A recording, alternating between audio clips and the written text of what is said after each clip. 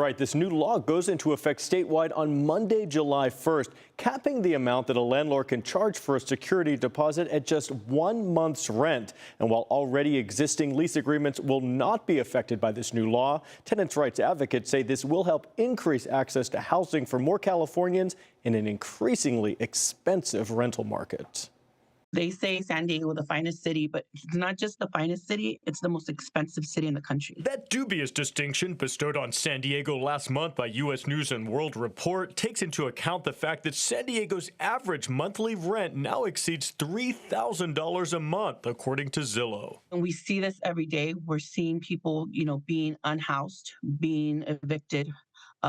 And just because rents are going up. Patricia Mendoza is statewide organizer for ACE, a nonprofit which advocates for low-income tenants. She's applauding the new statewide law going into effect in July that will cap the amount that property owners can charge prospective tenants for security deposits to the equivalent of only 1 month's rent. But this is one major big step. While the average deposit now runs between 1 to 2 months' rent, it can sometimes be as high as 3 times, depending on an applicant's credit score, which, based on the average rent in San Diego, could exceed $9,000. And nobody has that big hunk of cash to lay down to get into an apartment, usually.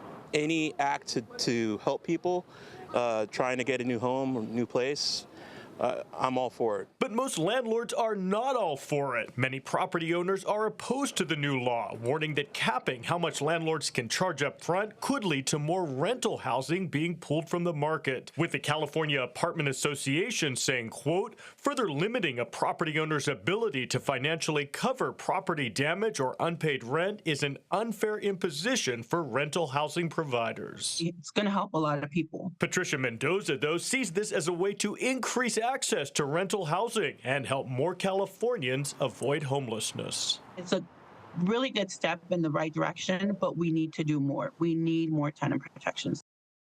And once this kicks in next Monday, California will be the 12th state in the nation to have a law limiting security deposits to 1 month's rent, along with Massachusetts, Alabama, and Delaware. Richard, are there any exceptions written into this law?